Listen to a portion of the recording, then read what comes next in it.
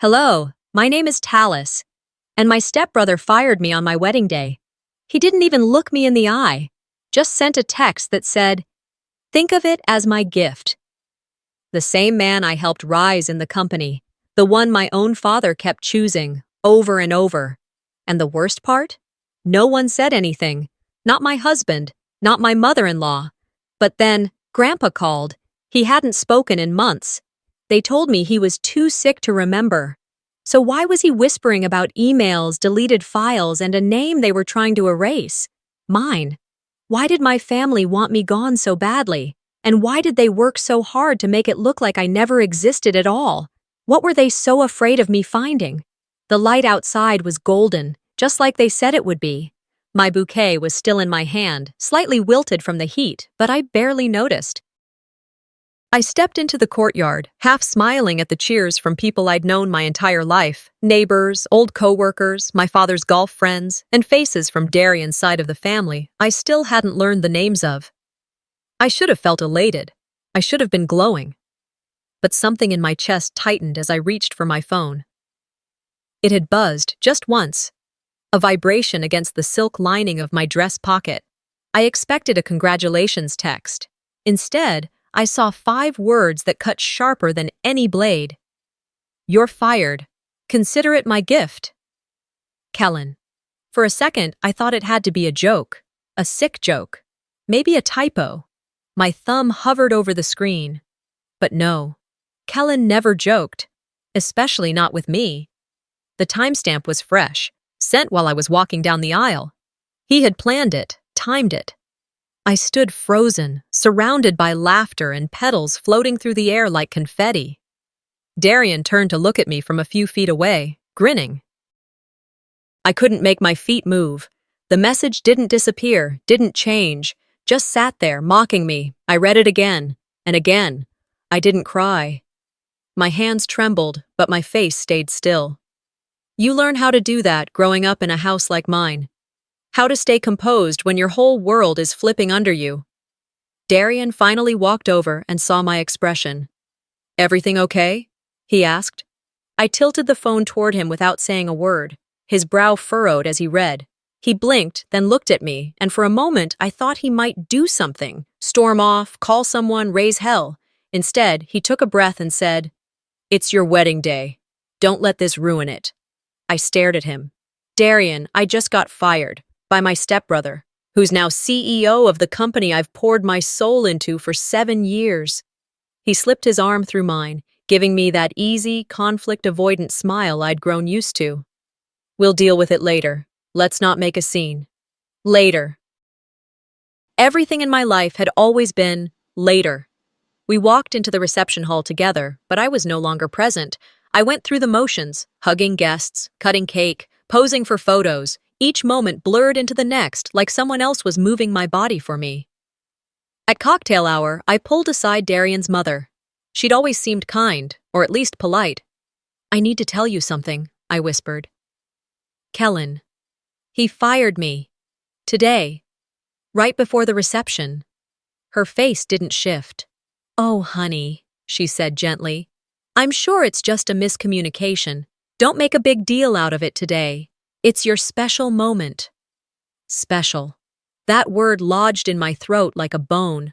Another guest passed by, overheard, and chimed in. "Probably just a tech error. You know how auto-scheduling works on phones these days." Right. Because it made more sense that my termination was a glitch than to believe that Kellen Miller, golden boy of the Miller real estate dynasty, had timed his betrayal to the exact second I said, "I do." No one planned to speak up. No one even looked disturbed. They all just wanted me to smile, to finish the toast, to pose for more photos like I hadn't just been gutted in the middle of my own celebration. The music played. People clinked glasses. Kellen toasted from across the room. "To new beginnings," he said with a smirk and raised his champagne. He looked right at me when he said it. I didn't blink. I didn't give him the satisfaction. But inside, a storm had started. And it wasn't the kind that passed quickly. Later, after the last guest had left, I sat alone in the bridal suite. The dress clung to me in a way that felt suffocating now. My curls had started to loosen, The makeup around my eyes had begun to crack. I stared at my phone again. The message still hadn't disappeared. No missed calls, no apologies, just silence. I began deleting things, photos from the office, pictures of team meetings, screenshots of plans I'd written, slides I'd designed, emails I'd drafted. Every memory attached to that job, gone. They'd already erased me. I just caught up. The room was quiet, save for the humming of the air conditioner. I wasn't crying. I wasn't speaking. I was calculating. At 11:42 p.m., my phone rang. The screen lit up with an unfamiliar number. I nearly declined the call out of reflex, but something told me to answer. I lifted it to my ear and said nothing. "Tallis," the voice rasped. I knew it instantly. "Grandpa?" "Don't panic," he said. "We need to talk. Tonight?" I hadn't heard his voice in over a year, and now he wanted to talk, on my wedding night. After slipping out the side door of the venue, I made my way down the narrow path that led behind the reception hall. The fairy lights overhead gave everything a warm glow, but my hands were cold. I walked until I found a quiet spot near the edge of the garden, where the sounds of laughter and clinking glasses faded just enough. "Grandpa?" I whispered into the phone. His voice was low, careful, almost like he was afraid someone might be listening. "They're erasing you, girl. And not just today." I didn't respond. I just stood there, the phone pressed against my cheek, waiting for the sting to subside. It didn't. "I saw the investor presentation," he continued. "They pulled your name off every last slide. It took a second for that to register." "What?" "They think I'm too old to notice," he said bitterly. "Too weak to speak up, but I still know how to check a shared drive. And I know the difference between your work and Kellen's." I could hear him breathing, labored but steady. "You weren't just left out, Tallis. They rewrote history." After the call ended, I walked back inside, careful not to attract attention. Most guests were on the dance floor or mingling near the bar. Darian was laughing with one of his cousins, a drink in hand. He didn't notice me slip past. Back in the suite upstairs, I changed out of the wedding dress and into jeans and a hoodie. The fabric felt grounding, like armor against whatever came next. I pulled my laptop from its case and opened a folder I hadn't touched in years. When I'd first started building our internal systems at the company, I made a habit of backing everything up to a private account. I told myself it was to avoid mistakes. The truth, I never fully trusted the people around me. I opened the latest public presentation, sent out to investors the week before. Slide after slide of language I'd written, visuals I'd created, but in the corner where my initials used to be, gone, in their place, KM Team, Kellen's signature. My jaw tightened. He hadn't just fired me. He'd stolen my work, removed my name, and stamped his on top of everything I'd built. It wasn't negligence. It was warfare. I stayed up that night combing through file after file, cross-checking with my backups. Every unique feature, every analytic tool, every visual dashboard, they were all mine, down to the color palette. But not a single trace of my name remained. 3 days later, I sat cross-legged on the couch, a mug of tea cooling in my hands. I hadn't gone on the honeymoon. Darian went back to work like nothing happened. "We can reschedule," he'd said. "I just can't afford the time off right now." Right. It was late morning when the company's live stream started. I clicked the link, watching as Kellen took the stage with his polished blazer and that fake humility smile he'd perfected over the years. "Our vision has always been rooted in family and innovation," he said, not missing a beat. I watched in silence as he walked the audience through the roadmap I created. I could recite it in my sleep. I had recited it in my sleep, back when I was building it. Then came the final slide. "Special thanks to our visionary team." Names scrolled across the screen. Interns, assistants, marketing leads. Even someone who had joined 2 months ago. But not mine. Not even a whisper of acknowledgement. I closed the laptop, sat in silence. The wall clock ticked steadily above the mantel. Outside, traffic buzzed. Life moved on. I walked over to the bookshelf and pulled down the binder I'd once kept hidden behind a row of cookbooks. It was heavy, pages of flowcharts, system logic, annotated notes in blue ink. My work. My legacy. I laid it on the dining table and flipped through the pages. Then I went to the printer. One by one, I began printing every document I'd authored. Every email thread. Every strategy memo. Every flowchart and project plan. If they wanted to pretend I'd never existed, I would show them proof that I had, and that I'd built more than they ever would. It wasn't about revenge. Not yet. It was about remembering who I was before they tried to wipe me clean. That night, I sat alone in the apartment. Darian had texted he was working late. Again, no offer to talk, no check-in, not even a question about how I was holding up. I remembered his toast at the wedding. "Family is about trust and timing," he'd said with a smile, lifting his glass. It landed differently now, trust and timing. Timing like firing your stepsister during her wedding. Trust like letting your name be erased from your own company while you smiled for photos. I took out the photo album from our wedding, just the one copy we'd received early, page after page, smiles and confetti. But I kept flipping back to one picture, Kellen, leaning in close during a toast, smiling like a man who'd won something. The next morning, I opened my inbox. One email had just arrived. Subject, "Congratulations, Kellen," from Forbes, Southeast Region. Preview, the new face of leadership in Georgia's real estate market. My hands didn't shake, my breath didn't catch. I simply read the subject line and started thinking. I didn't cry. I didn't scream. I printed everything and started planning my disappearance. That's how the night ended. The next morning, I sat at the kitchen table, surrounded by opened wedding cards and boxes we hadn't touched. A week had passed since the ceremony. The bouquet was long dead, the cake still frozen in the freezer, and the thank you notes waited in a neat stack, untouched. I sifted through envelopes. Most of them were generic. Gift cards, signed checks, half-hearted well wishes. But something was missing. Grandpa always sent something personal. He'd done it for every birthday, every milestone, sometimes even just because.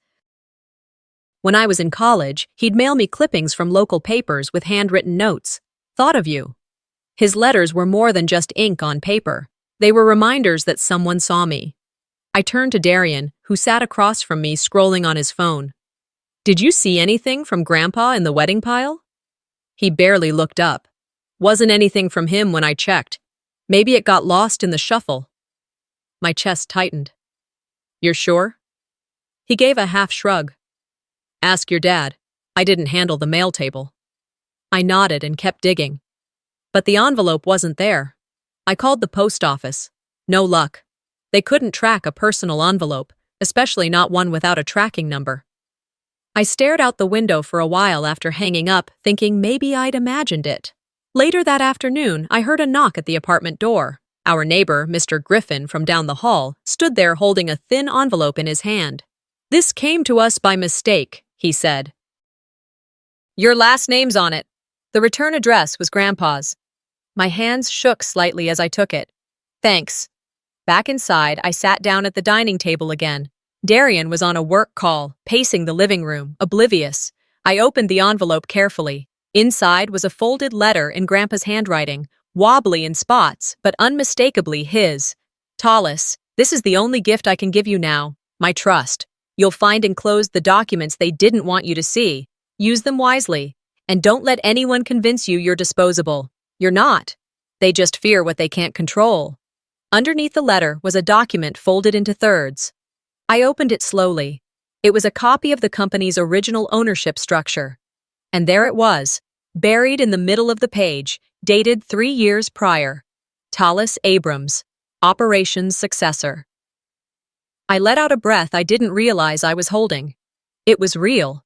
It was legal. And it had never been mentioned to me, not once. I waited until Darian was off his call before walking over and handing him the paper. He skimmed it, read the letter, read the document, then looked up at me like I'd just handed him a parking ticket. He didn't say anything. "Well?" I asked. He scratched the back of his neck. "It's just..." Complicated.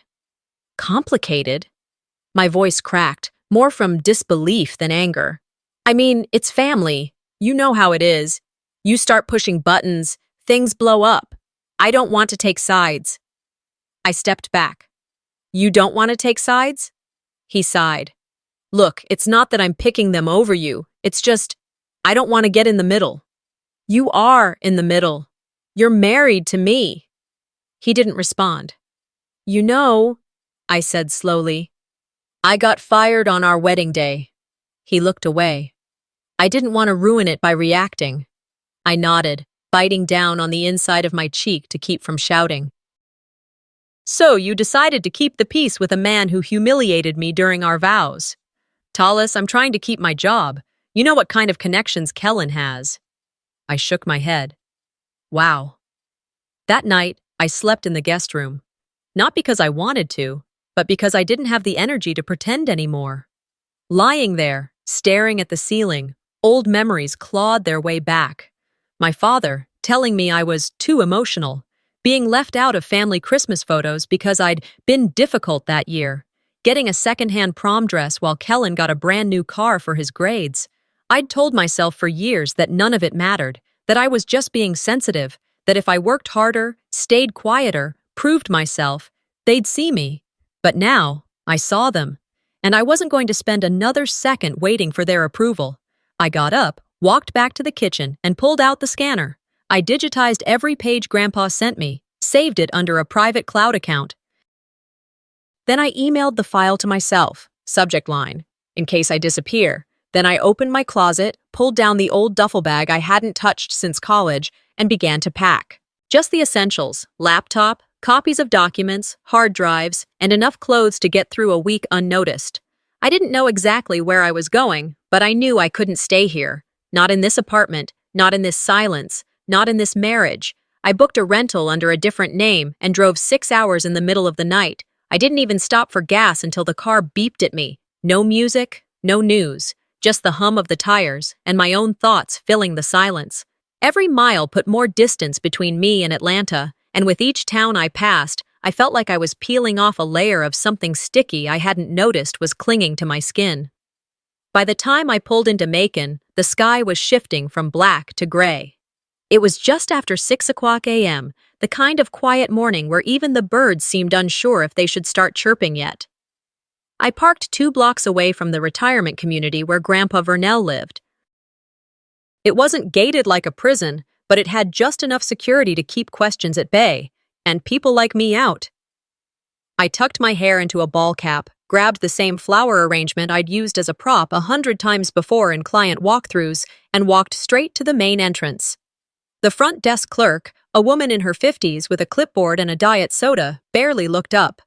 "Delivery for Mr. Vernell Miller," I said softly, holding up the flowers. She waved me through without a blink. I moved fast, but didn't run. West Wing, room 218. I knew where they'd moved him because I'd tracked the facility's patient logs online through their internal vendor portal. Technically, I shouldn't have had access, but then again, I shouldn't have been fired on my wedding day either. As I turned the corner toward his room, a man in a security polo stepped out of the break room. He clocked me immediately. "Ma'am, visiting hours start at 9. I didn't stop. "I won't be long." "Ma'am?" "Call the desk," I said without turning around. "I'm just dropping these off. He's expecting them." He followed for 3 steps, then stopped. I didn't look back. When I pushed open the door to 218, I didn't know what I expected. Maybe tubes or monitors, maybe a pale, confused version of the man I used to know. But Grandpa Vernell was sitting in a chair by the window, wide awake, fully dressed, with a notepad on his lap and a crossword half finished. "Tallis," he said, not surprised, just tired. "Took you long enough." I closed the door behind me and sat across from him. "What is this?" "They moved me here 2 days ago," he said, voice lower than usual. "Before that, I was fine. Still walking, still managing my own meds." "Why the change?" He gave me a look I'd seen 100 times before, half pity, half disappointment. "They needed me quiet. After I called you, Kellen must have known I saw something." I clenched my fists. "I got the envelope." The original structure. The letter. His eyes lit up, even for a second. Good girl. I leaned in. They erased me. Completely. My name, my work, gone. And when I told Darian, he shrugged. Said it was complicated. Grandpa nodded slowly, then reached toward the small drawer under his nightstand. He pulled it open, then ran his hand along the back panel, pressing against one side until a thin compartment popped forward. From it, he took a plain envelope and a small silver recorder. They didn't think I'd remember how to hide things, he said, placing them both in my hand. Email printouts, original emails with the board, conversations where I named you successor, twice. I held them gently, like they might fall apart in my hands. Why didn't you tell me earlier? I wanted to wait until the board was aligned. They weren't, still aren't, and I thought I had time. He looked out the window. They kept you here like you were sick. He chuckled, dry. I was in better shape last month than Kellen's blood pressure, but they saw me looking too closely, asking questions. So they started monitoring everything. Who I called, what I opened. They even took my laptop. I stared at him, angry and in awe. You should have called me sooner. He reached across, put his hand on mine. Tallis, I know what it means to be erased. I saw it happen to my father. He started that company with bare hands in a garage. And when he died, they didn't mention his name once at the annual gala. My jaw tightened. That won't be me. He nodded. Then you better be smarter than I was. I'm going public, I said. With the documents, the letter, everything. I'm not going to let them keep doing this. His fingers squeezed mine. Be careful. They don't just want power, Tallis. They want legacy. That's more dangerous. Power can be challenged. Legacy, that's written in stone. I stood up, tucking the envelope and recorder into my bag. Then I'll rewrite it. Before I left, I leaned down and hugged him. He smelled like cedar and aftershave, the same as he always had. As I opened the door to leave, a nurse walked by, glancing toward me. Then she stopped. You're his granddaughter? I nodded. She stepped closer and whispered, They moved him to this wing 2 days ago. Before that, he wasn't even sick. I stared at her. Why? She looked around, lowered her voice further. All I know is someone high up made the request, said he was exhibiting paranoid behavior. But I've worked here 10 years. He's sharp, sharper than most. My stomach churned. Thank you, I said. She gave a soft nod and walked away. I walked out of the building, heart pounding, brain already working through a dozen next steps. They were hiding him because he was still dangerous, not weak, and they'd made the mistake of letting me walk out with proof. I drove straight to Atlanta with one goal: get back inside the system they stole from me. It was close to 9:30 a.m. When I pulled off the freeway, the city skyline still partially hidden behind gray morning haze. I could have turned right toward the apartment Darian and I used to share, but my hand stayed firm on the wheel. I didn't need to walk into a space that smelled like someone else's choices. Instead, I veered left, toward a place that once felt like mine, neutral, practical, and forgotten by the people trying to erase me. The co-working space sat on the corner of a busy street, nestled between a yoga studio and a dry cleaner.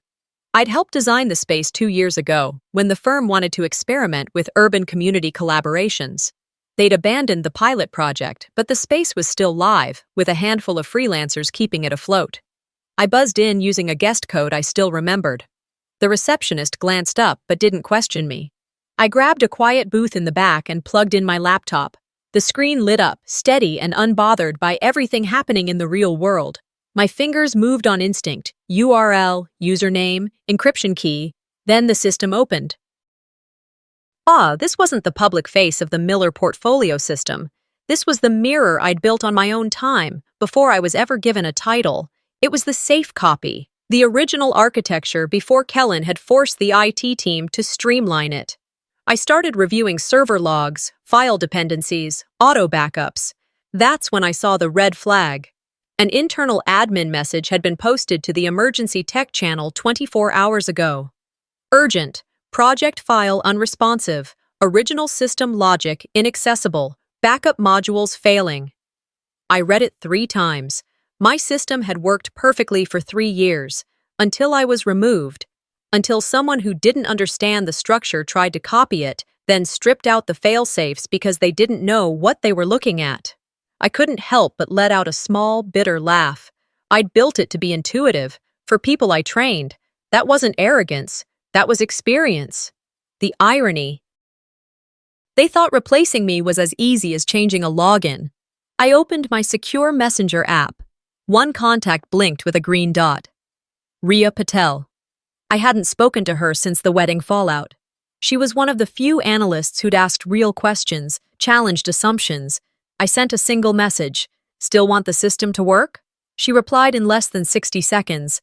Tallis? Oh my God. Yes, I don't care what they did to you. We need this fixed. Everything's falling apart. I leaned back in the chair. The room buzzed faintly around me. Keyboards tapping, phones vibrating. No one knew that right here, in this corner booth, the heart of the Miller system still beat. Riya sent a zipped file. I opened it and scanned. Internal emails between Kellen and a consultant, some startup efficiency guru, who had no experience in commercial infrastructure but was paid 6 figures to modernize my system. Line by line, I read how they'd removed modular redundancy, killed the adaptive logic, and flattened the user interface to increase accessibility. In short, they'd gutted it. They'd made it idiot-proof, and in doing so, they'd broken the entire system. I responded with a list of the exact bugs that would appear. 3 hours later, just as I was finishing a coffee I hadn't tasted, Riya sent another message. Public database just crashed. Can't process zoning layer requests. City portal rejecting credentials. I smiled without meaning to. Not from joy, but from clarity. The board wouldn't panic over a single bug. But this? This would make them notice. The next day, I sat on a park bench with my headphones in and started transcribing the audio recorder Grandpa had handed me. I didn't have fancy tools, just a notepad and an ear trained by years of conference calls and passive-aggressive meetings. I got to the part where Isolde's voice came through, sharp and controlled, like a knife sliding across a glass tabletop. We're not removing her because she's wrong. We're doing it because she makes him look weak. I paused the tape, rewound, played it again. She didn't say, "We think she's wrong." She said it clearly. My removal wasn't about performance, it was about optics, about pride, about insecurity. I wrote the quote down, word for word, and underlined it.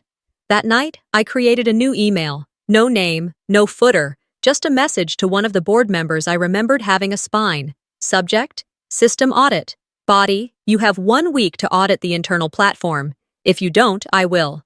Attached, partial transcript of internal discussion, known system failures, and proof of roadmap authorship signed, TM. Decide what side of the table you want to be on when this goes public. No signature, no trace. I attached a screen-captured version of the final slide I had drafted 3 years ago, my initials in the corner, time-stamped, archived. I clicked send. The next morning, my phone buzzed at 6:42 a.m. Voicemail. Unknown caller. No transcript available. I listened. A man's voice, calm but cold. We know you're behind this. Step away, or we escalate. I ended the call, saved the recording. Then I sat back, sipped my coffee, and whispered to myself, "You have no idea how much I want you to escalate." I hit print on every file, grabbed the originals, and headed straight for the lawyer Grandpa trusted. The morning air in Atlanta hadn't warmed up yet, and the streets were still waking up as I walked into Jasper Monroe. The reception desk was quiet, a soft-spoken woman tapping away at a computer. I didn't ask for anyone specific, I just handed over an envelope and said, "This needs to go to the senior partner who handles Vernell Miller's estate." She didn't ask questions. Maybe it was the expression on my face, maybe it was the name. I stepped outside and didn't linger. Instead, I crossed the street and found a corner table at the bakery across from the office. I ordered a coffee I wouldn't drink and opened my laptop. There were no notifications, yet. But they would come. I logged into an archived admin cache I had created years ago, one I was sure Kellen didn't know existed. It took me a few tries to bypass the internal password changes, but I got in. And there it was. A folder marked Confidential, Final Restructure. The file wasn't locked, which meant someone had been careless or arrogant, or both. The first email was from Isolde to Kellen. With Tallis on her honeymoon, the timing is optimal. Execute the vote while she's out of state. We'll handle the shares once the board formalizes. The timestamp, 10 days before the wedding. They didn't wait until the ceremony to plan this. They orchestrated it in advance, counting on my absence, on my silence. They didn't just fire me. They planned to erase my stake in the company through a backdoor vote, effectively eliminating my rights and redirecting control. I sat there in that bakery with my fingers frozen over the keyboard. Everything was now crystal clear. The presentation, the deletion of my name, the wedding day ambush. This wasn't personal. It was strategic, but that didn't make it hurt less. By mid-afternoon, the first email arrived, an invitation to the Miller Properties Investor Gala. Subject line, A New Era, The Future of MP. The tagline on the invite was worse. Clear vision, clean slate. Clean slate. They weren't even subtle about it. I stared at the screen for a full minute, then closed the laptop. I knew what I needed to do next. I opened a private drive and began uploading every file, every audio clip Grandpa had given me. It wasn't just about my removal anymore, it was about proof. I labeled the folder The Real Vision and set it to auto-send to every board member, legal advisor, and 3 select media contacts the moment I hit publish. But I didn't stop there. At the top of the page, I placed one line of audio, looped and clear. Isolde's voice, crisp and deliberate. Erase her footprint. Keep her work. That's the only way he'll be seen as the heir. It played twice before fading. I scheduled the release for 7:00 p.m., the exact time Kellen was set to speak. I didn't RSVP to the event. I didn't need a name tag or a plate of shrimp cocktail. I just needed a clear view of the fallout. At 6:20 p.m., I arrived at the downtown conference center, dressed in a plain black blouse and jeans. No one noticed me. No one cared. Security looked me over and waved me through. I stood at the back of the ballroom, against the wall, arms crossed. The room was filled with familiar faces, board members, stakeholders, family friends. Even Darian was there, near the buffet, chatting with a junior exec like nothing in our lives had changed. At 6:57, the lights dimmed and Kellen walked onto the stage. The same confident smirk, the same tone he used when he took credit for someone else's work. A slideshow appeared behind him, my work, repackaged in a newer font. For the last year, he began, we've been building a model rooted in efficiency and trust. Our new framework. A phone buzzed. Then another. Heads turned. The whispers started before the lights even flickered. One board member stood up and walked toward the exit. Then another, and another. Kellen paused, clearly confused. If we could just... Another phone buzzed. Someone gasped softly. Murmurs spread like fire. He looked toward the tech booth, motioned for someone to check the slide deck, but it was too late. At 7:00 p.m., sharp, the ballroom's projector blinked, and a new window appeared. Title, The Real Vision. Subtitle, What They Didn't Want You to Hear, and then Isolde's voice played on full volume. Erase her footprint. Keep her work. That's the only way he'll be seen as the heir. Gasps. A hand covered a mouth. Someone whispered, "Did she just say that?" Kellen turned toward the projection like he could physically erase it with his glare. Then he looked at me. I stepped forward, just enough for him to see I'd been there the whole time. "You were warned," I said quietly. He didn't reply. Couldn't. His face twisted, not in rage, but in fear. I turned and walked out as cameras from the press, alerted by the media blast, rushed in. They'd tried to silence me with a wedding gift. I'd returned it, with interest. The next morning, he was locked out of the building. I wasn't done yet. By 10 a.m., I received a formal summons from the board, an emergency meeting at headquarters scheduled for the following afternoon. The wording was polite, but there was no mistaking the subtext. The war Kellen started had finally reached their doorstep, and now they were calling in the only person left with a map. I didn't dress for war. I didn't wear armor or heels or black to signify power. I wore navy slacks, a white blouse, and the watch Grandpa gave me when I got my first promotion. Practical, intentional. That's who I'd always been, until they forced me to learn strategy. When I walked through the doors of the boardroom, the air changed. Heads turned. Eyes narrowed. Some of them hadn't seen me since the wedding. One of them even flinched. No one spoke. I placed a thick folder on the conference table. No dramatics, just facts. I didn't come here to make noise, I said calmly. I came to clarify the truth. Kellen was already seated, flanked by Isolde. He looked like a man on the edge of losing everything, but still hoping for a loophole. His tie was too tight, his smile too thin. Isolde sat frozen, eyes calculating. I placed a digital recorder next to the folder. Everything I'm about to say is supported by documents, audio, or company records. A few board members leaned forward, others folded their arms. No one interrupted. I built the operational system this company runs on. I authored the roadmap, designed the interface, and trained every team who ever touched it.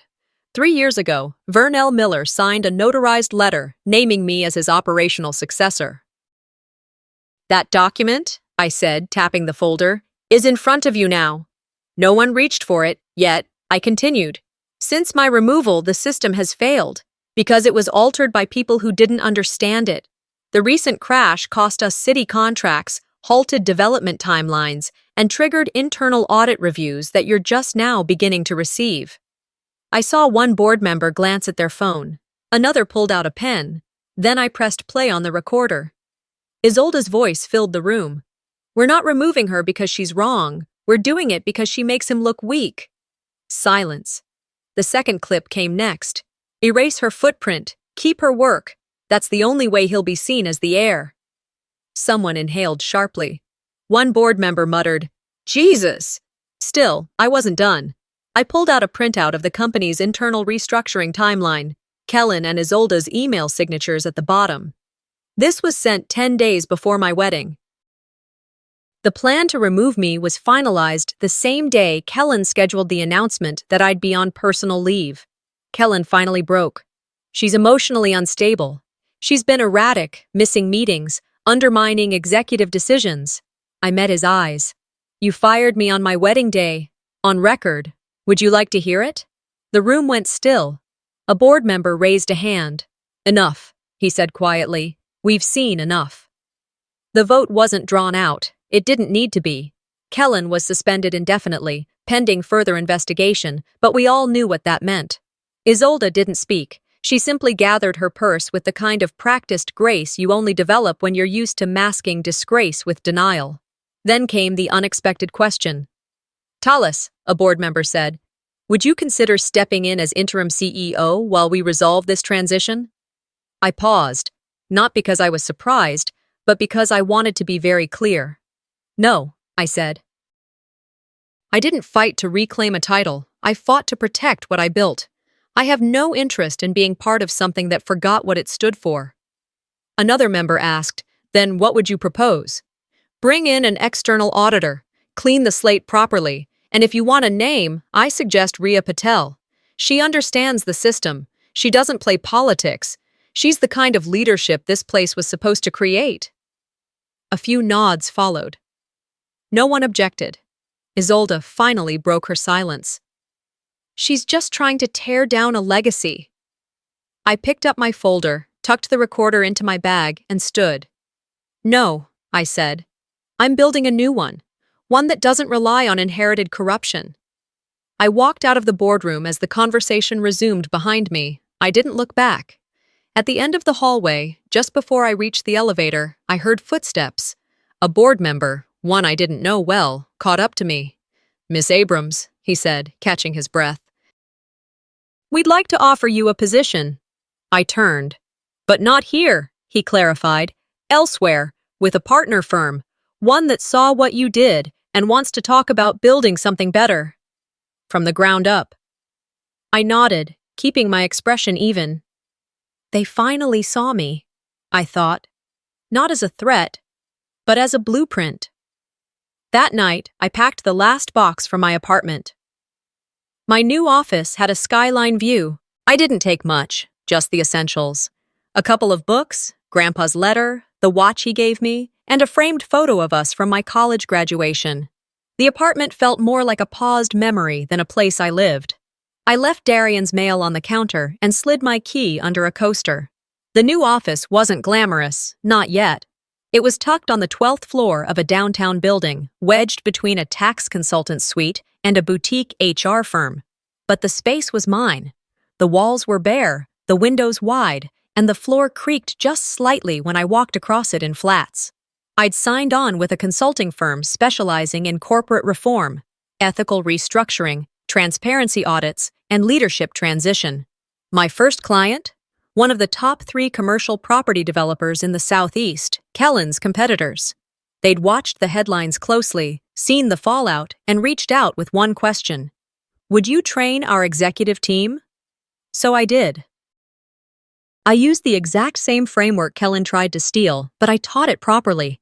No shortcuts, no branding games, just real system logic and operational clarity. They listened, they took notes, and when one of them asked, "Didn't this originally come from your previous firm?"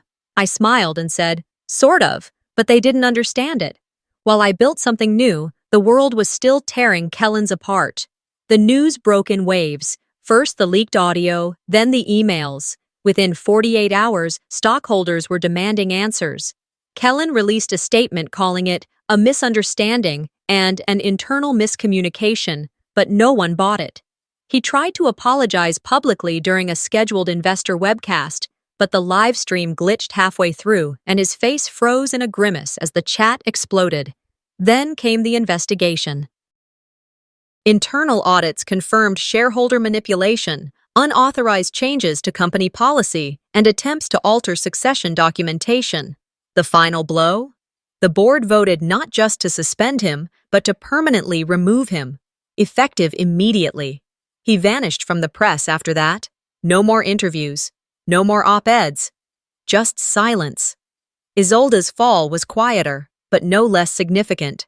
She resigned from her role as head of public relations 3 days later, citing personal health reasons. But the industry knew. Whispers surfaced about falsified quarterly reports, pressure campaigns on junior staff, even suppression of whistleblower concerns. She tried calling some of her old allies, people who'd once worshipped her polished presence and steely elegance, but now they ghosted her.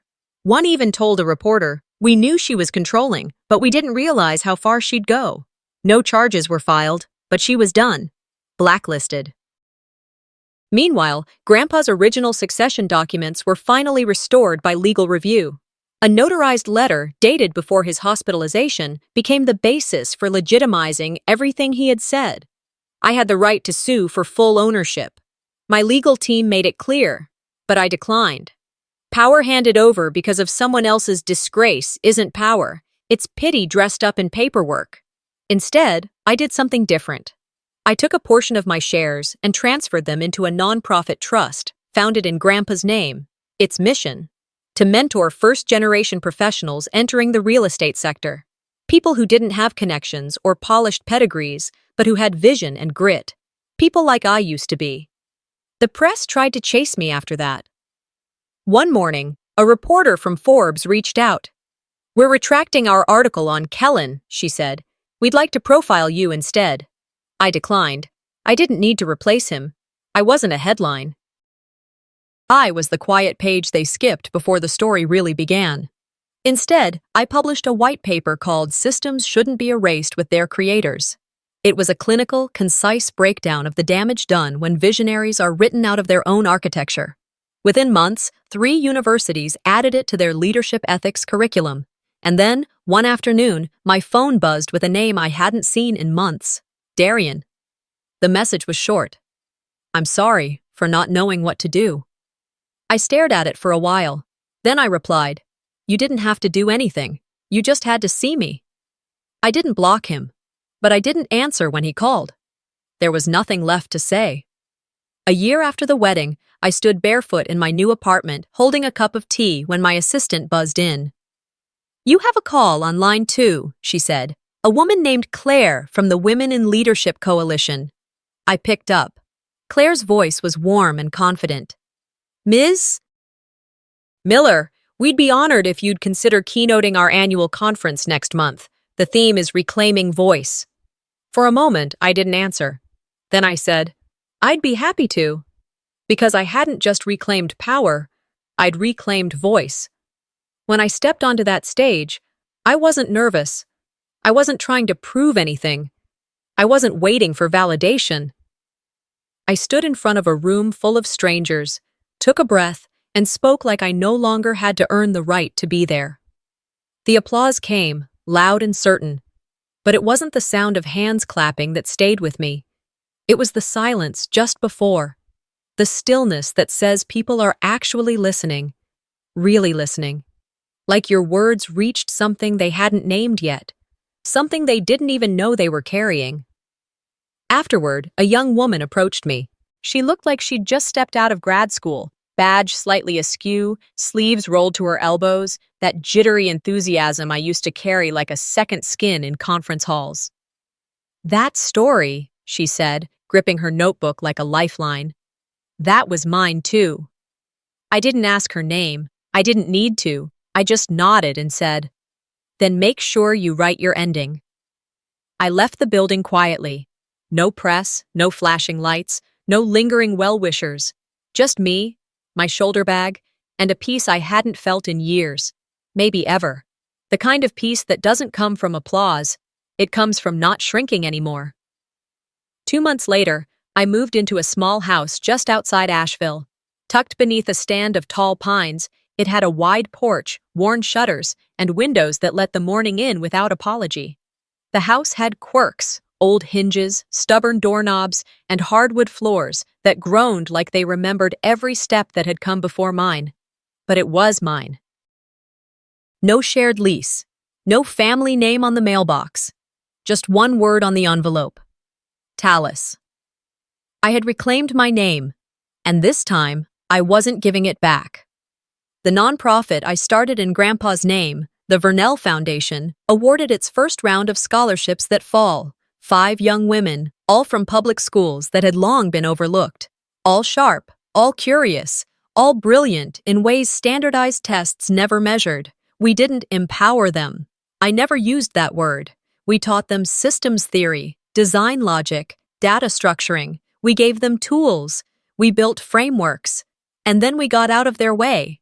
I hired slowly, intentionally. No legacy hires, no family favors. Just qualified women who showed up with grit in their eyes and history in their bones. Every single one had been passed over before. One had returned from maternity leave only to find she'd been laid off the same day. Another had trained 3 people who were then promoted above her. We weren't building a company, we were building a redefinition. We were proof that you don't need permission to start over. Around the same time, a letter arrived in my mailbox. 6 pages, thick, elegant paper, familiar handwriting. Isolde. There was no apology in the pages, just paragraphs of justification, cloaked in words like intent, legacy, preserving structure. She wrote about fear, about order, about the weight of holding things together while watching them unravel. I folded the letter once, placed it back in its envelope, and slid it onto the bookshelf between Grandpa's worn philosophy texts and the history of American inheritance law I had studied like scripture. I didn't keep it to hold on, I kept it to remember, the kind of woman I refused to become. A week later, my father called. His name lit up the screen, and I let it ring 3 times before answering. Tallis, he said. His voice hadn't changed. Still low, still deliberate. I didn't know how bad it got. No one told me everything. I didn't yell. I didn't even raise my voice. You knew, I said. You just looked away. There was a long pause, the kind he used to fill with disappointment. This time, he just sighed and said, I'm sorry you felt that way. Click. That was the last time we spoke. Around Thanksgiving, a podcast producer reached out. They wanted a reunion episode with Kellen. It could be healing, they wrote. both sides of the story. I declined. Healing doesn't require performance. Darian messaged me again. I blocked the number. Instead of entertaining the idea of fixing the unfixable, I hosted Thanksgiving at my own home. The dining table was slightly too small. The chairs didn't match, but it was mine, and the people around it, chosen, not family by blood, but by backbone. Friends who'd walked beside me when no one else did. Mentors who had shown up without expectation. Two of the scholarship recipients who couldn't afford to fly home. We passed mismatched dishes. Someone spilled wine. We laughed until our ribs ached. And I thought, this is what family could have been. A few weeks later, I drove out to the cemetery. It was overcast, cool. The sky hung low, like it was listening. I brought a handwritten letter, folded 3 times. I knelt at Grandpa's grave, ran my fingers across his name, and said softly, I didn't take your empire. I made my own. Thank you for seeing me before anyone else did. The wind stirred gently through the trees. I stood, brushed the dirt from my knees, and left the letter beneath the stone.